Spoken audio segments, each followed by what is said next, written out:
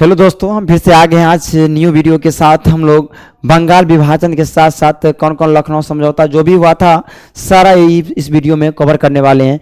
तो देरी किस बातों की, हम लोग स्टार्ट करते हैं। अगला वीडियो अगर नहीं देखे हैं तो जाके देखिए, जो कि प्लेलिस्ट बना दिया गया है हिस्ट्री का, आप उसमें जाके देख सकते हैं। तो चलिए देरी किस बात की है, तो चलते हैं बंगाल विभाजन। कौन सा बंगाल विभाजन में चलते हैं, इसके बारे में बहुत सारी जानकारी हम आप लोग को देंगे, जो कि आप लोग जुड़ रहे वीडियो से। तो देखिए, फर्स्ट ऑफ ऑल बंगाल विभाजन 1905 में हुआ था। कब हुआ था? 1905 में। 1905 में भी एक अधिवेशन हुआ था, जो कि मतलब कलकत्ता अधिवेशन था ना, उसमें हुआ था। तो बंगाल विभाजन 1905 में हुआ था, जो कि आपको बता दें बंगाल विभाजन जो हुआ था 1905 में, उसमें क्या क्या थी। 9 जुलाई 1905 को शिमला में विभाजन की घोषणा की गई। मतलब ये विभाजन कहाँ घोषित किया गया? तो शिमला में। कब ये विभाजन हुआ था? 9 जुलाई 1905 को। और विभाजन 16 अक्टूबर 1905 को हुआ था। ये मतलब विभाजन कब हुआ था? 16 अक्टूबर 1905 को हुआ था। आपको मालूम होना चाहिए ये घोषणा हुआ था कब? 9 जुलाई 1905 को। घोषणा कब हुआ था? 9 जुलाई 1905 को तो घोषणा किया गया, लेकिन उसे अलग कब किया गया? तो बता दें 16 अक्टूबर। कब किया गया था? OCT ले लेते हैं, अक्टूबर 1905 में ही हुआ था। मतलब जुलाई में घोषणा किया गया और विभाजन 16 अक्टूबर 1905 को किया गया था। हो गया। अब देखिए आगे हम लोग अगर देखें तो बंगाल के लोगों ने विरोध सभा का आयोजन किया और शोक दिवस मनाया। जब ये अलग हो गए थे तो उसने वहाँ के लोगों ने, स्थानीय लोगों ने, जो बंगाल के लोगों थे, उसने क्या किया कि इस विरोध सभा का आयोजन किया, उसका विरोध किया और उस पर शोक दिवस के रूप में मनाया। यानी अगर पूछ दे कि अगर उस दिन जो विभाजन हुआ था तो बंगाल के लोगों ने क्या मनाया था, तो शोक दिवस मनाया था। क्या मनाया था? शोक दिवस मनाया था। अगर देखें तो जीके गोखले की अध्यक्षता में 1905 में बनारस अधिवेशन में भारतीय राष्ट्रीय कांग्रेस ने पहले स्वदेशी का आह्वान किया था। मतलब जीके गोखले की अध्यक्षता में 1905 के बनारस अधिवेशन में भारतीय राष्ट्रीय कांग्रेस ने सबसे पहले स्वदेशी का आह्वान किया। और बता दे लाल बाल पाल और अरविंदो घोष ने अहम भूमिका इसमें निभाया था। इसमें कौन निभाया था भूमिका? अहम भूमिका किसका था? लाल बाल पाल और अरविंदो घोष इसकी भूमिका निभाए थे, स्वदेशी का आह्वान किया था। अब देखिए आगे है, आप जानिएगा RN टैगोर ने लोगों के विभाजन को राखी दिवस के रूप में मनाने का आह्वान किया।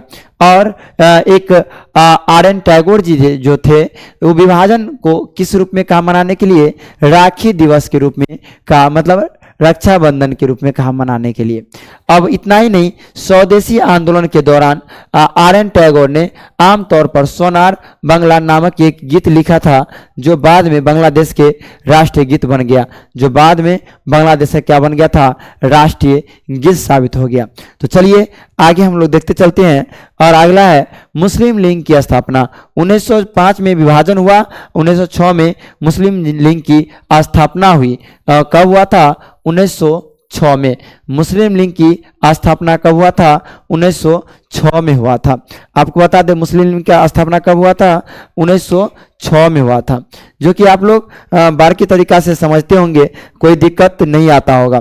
तो चलिए आगे हम लोग देखने का प्रयास करते हैं। 1906 में, अब देखिए 1906 में आगा खां ढाका के नवाब सलीमुल्लाह और नवाब मोहसिन उल मुल्क के नेतृत्व में मुस्लिम लीग की स्थापना हुई। मतलब किसकी स्थापना हुई? मुस्लिम लीग की स्थापना हुई। मतलब अगर बोला जाए तो 1906 में आगा खां ढाका के नवाब सलीमुल्लाह और नवाब मोहसिन उल मुल्क के नेतृत्व में मुस्लिम लीग की स्थापना हुई।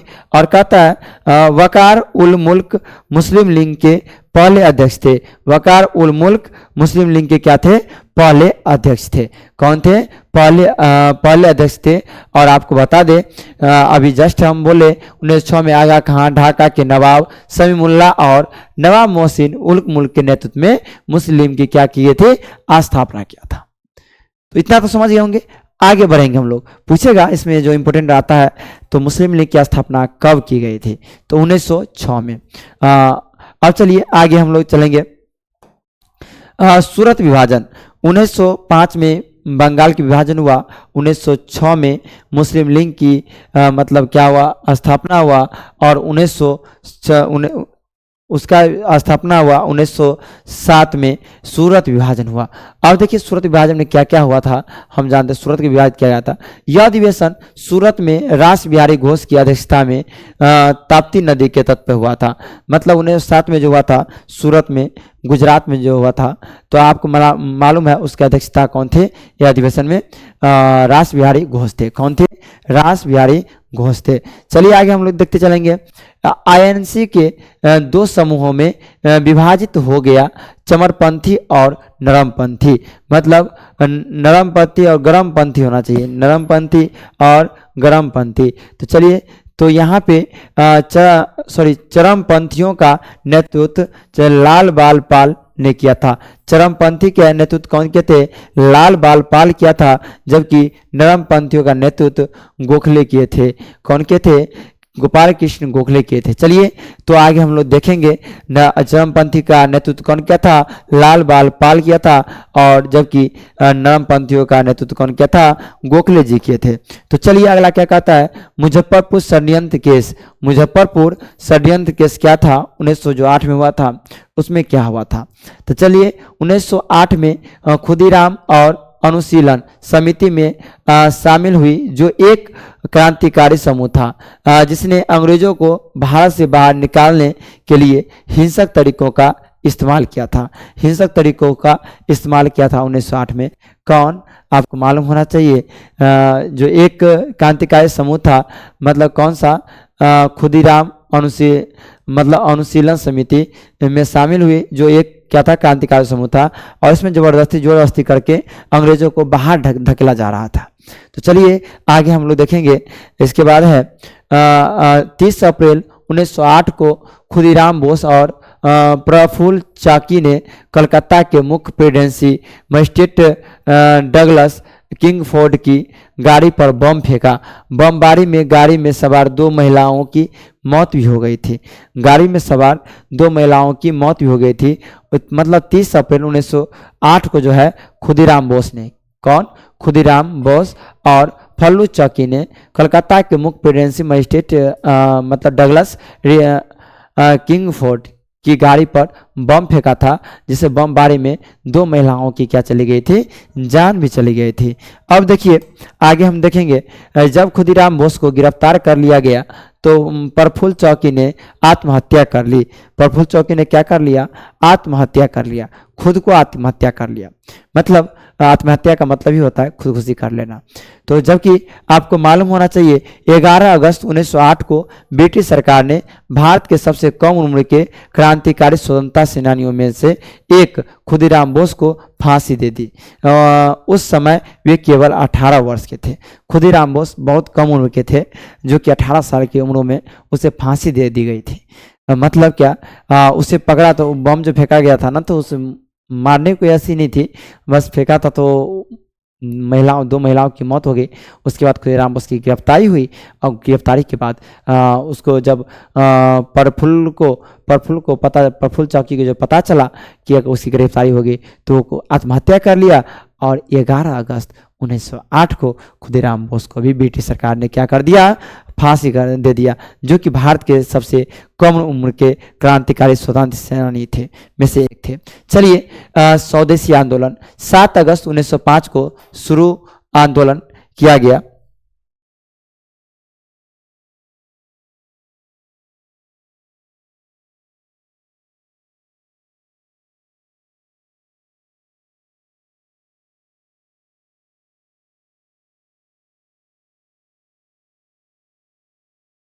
जबकि आपको देखिए हम जबकि 7 स्वदेशी आंदोलन देखिए 7 अगस्त 1905 को शुरू आंदोलन स्वदेशी आंदोलन 1908 में तेजी से लोगों में फैला और कहता है इस आंदोलन का उद्देश्य था ब्रिटिश वस्तुओं को बहिष्कार करना।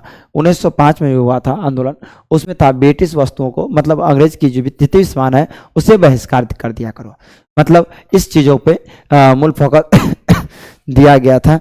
चलिए आगे हम लोग देखते हैं। इसके बाद था यह आंदोलन बंगाल के विभाजन की प्रतिक्रियाओं थी जो ब्रिटिश शासन के खिलाफ और आर्थिक प्रतिरोध के रूप में कार्य किया। और देखिए आगे अगर हम देखें तो आगे देखेंगे तो कहता है मॉर्ले मिंटो सुधार 1909 में, कब 1909 में। आइए, कर्जन के बाद लॉर्ड मिंटो भारत के वायसराय बने। कर्जन के बाद लॉर्ड मिंटो भारत का क्या बने, वायसराय बने। क्या बने, वायसराय बने।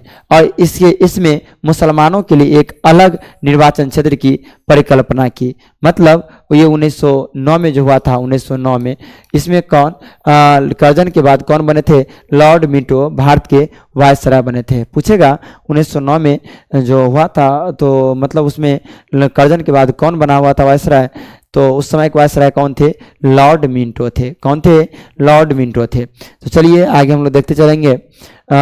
लॉर्ड मिंटो को सांप्रदायिक मतदाता के पिता के रूप में जाना जाने लगा। मतलब क्या, लॉर्ड मिंटो को सांप्रदायिक मतदाता के पिता के रूप में क्या जाना जाने लगा, और मतलब जानने लगा उसे। लॉर्ड मिंटो किसके लिए, मतदाता के पिता के रूप में, मतदाता के पिता के रूप में। चलिए आगे हम लोग चलते हैं। गदर पार्टी की स्थापना। गदर पार्टी का स्थापना जो हुआ था 1913 में हुआ था। कब हुआ था, 1913 में हुआ था। और कहता है गदर पार्टी जो संयुक्त राज्य अमेरिका और कनाडा में बसे भारतीय निवासियों के अधिकारों की रक्षा और बचाव के लिए एक संघ के रूप में शुरू हुई।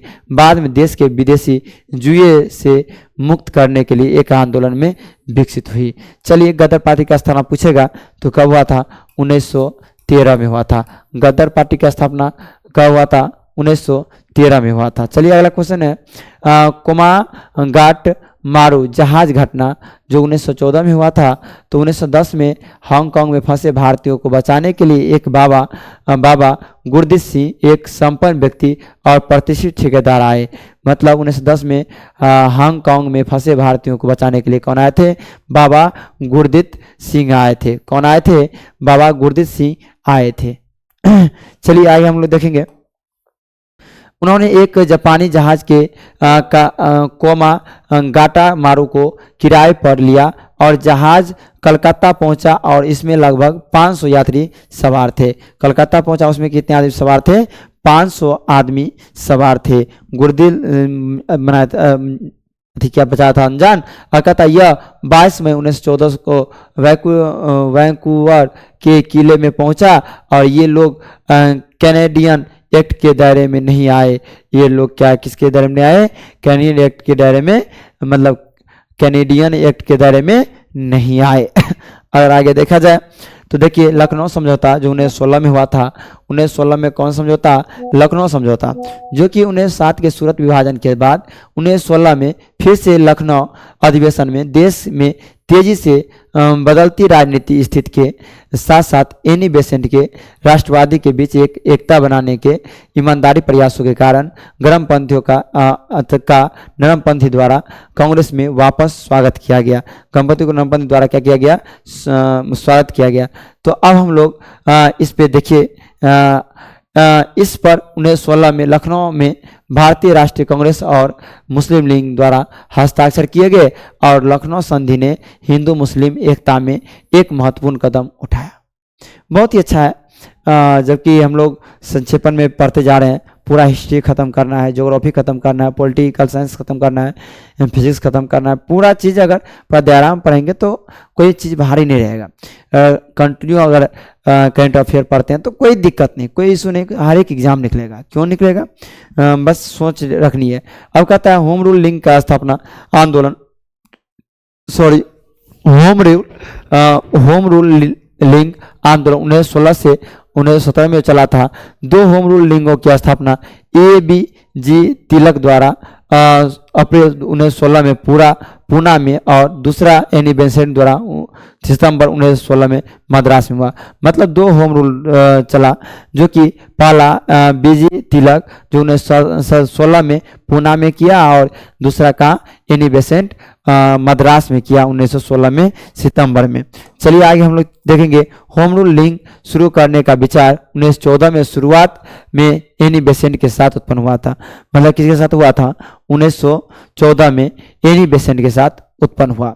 तो चलिए अब इसके बाद हम लोग पूरा जितना अगर हम पढ़े हैं तो अगला एपिसोड में पूर्ण रूप में हम लोग ऑब्जेक्टिव के साथ साथ मिलेंगे, देखेंगे कितना ऑब्जेक्टिव किसको सही होता है। 100 ऑब्जेक्टिव के साथ मिल रहे हैं।